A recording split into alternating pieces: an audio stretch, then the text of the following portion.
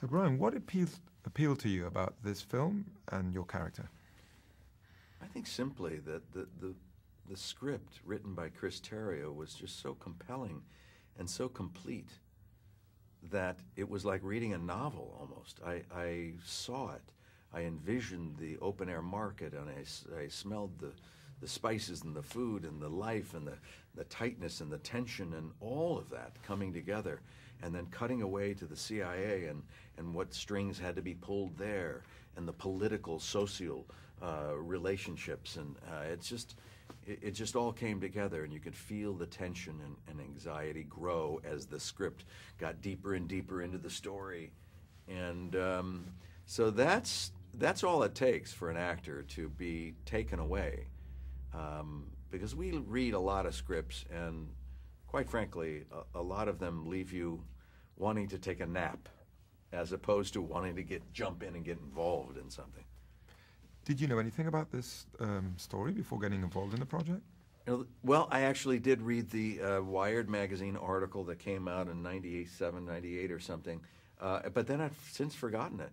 And it wasn't until I reread the script that I realized, wait a minute, I do remember reading this story, and why didn't I not remember that specifically? But at the time, in 1980, no, I was in my mid-20s, and I was, all we were told is that Canada helped to save 6 American out of Iran, and that was it.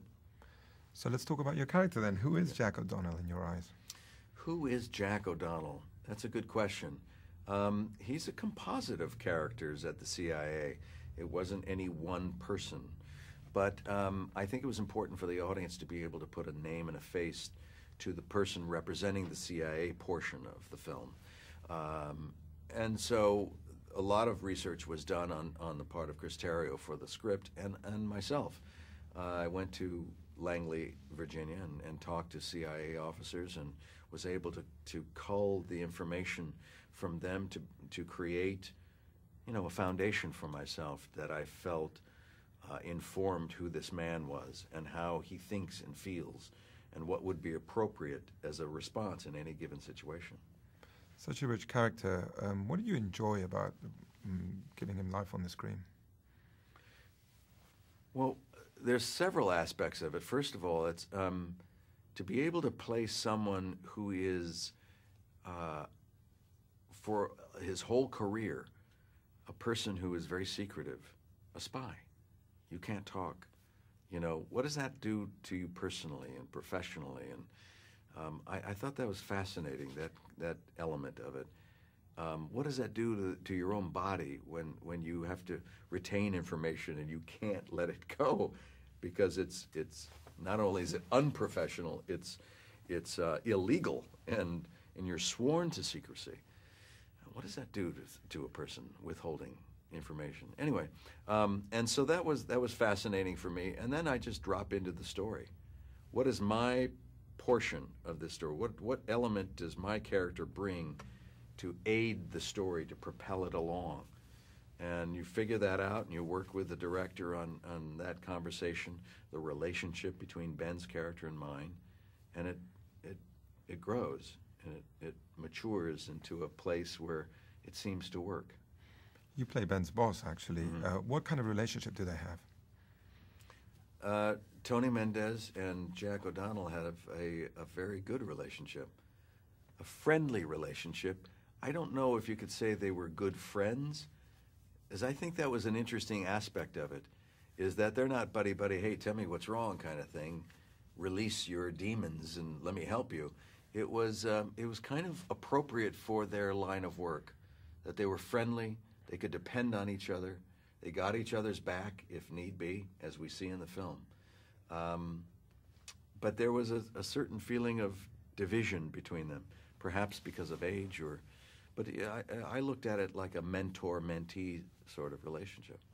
It's interesting because you're his boss in the movie, but at the same time he's directing the movie that you're in, right? Right. So, yeah, I'm his boss in the movie, but making the movie, he's my boss. So I made him pay when our characters are together. I rub his nose into it, No. What can you say about Ben as a director and as an actor on this project? You know what's interesting is that when I direct myself, I don't really think too much about how I'm going to portray a character, because in all the research and work you do in the pre-production meetings and all that source material that you're reading, your character starts to come to you. It starts to seep into you. So the focus really for Ben was on directing, and he did a terrific job. He's truly a gifted director. A great sensibility on the set, creates a nice, calm environment to where we feel that we can perform well, take chances, we're relaxed, we're having an enjoyable time. He never takes his eye off what he needs to get, or what that scene we're shooting right now, how does that fit in the context of the story? And he's got a very firm hand on that. He's very intelligent, he's knowledgeable on the subject. And as an actor, he just drops in. He's like, ready, this is ready, okay, that's done. Now I'm going to drop in as an actor. And you could see him making a little shift, a little adjustment to what he needs to do as a character. And it's good to see. He's very, very good at it. Argo tells a true story. Isn't it amazing how real-life events can sometimes be more incredible than anything we can imagine? It's bizarre. I think what's fun about Argo is when you sit in that theater and you know that this is based on true events, it just makes the story that much richer for the experience, because it's implausible. This shouldn't be able to work, and yet it did. What did you think of the film once you saw it completed? I love the film. I think it's not only engaging, it's exciting and entertaining as a film entity of itself, but it also sends a nice message. And the message is not so clear that it's like, here's our message. To me, it was, look what we can do as human beings when we work together on something, when we can get together for the greater good, for not any personal gain, because these people who pulled this off didn't make any financial gain, they didn't get recognition for it. It was all hush-hush. Look what can happen to save lives, and that's an important endeavor. I also felt they don't really make films like this anymore. They don't? Make films like Argo anymore.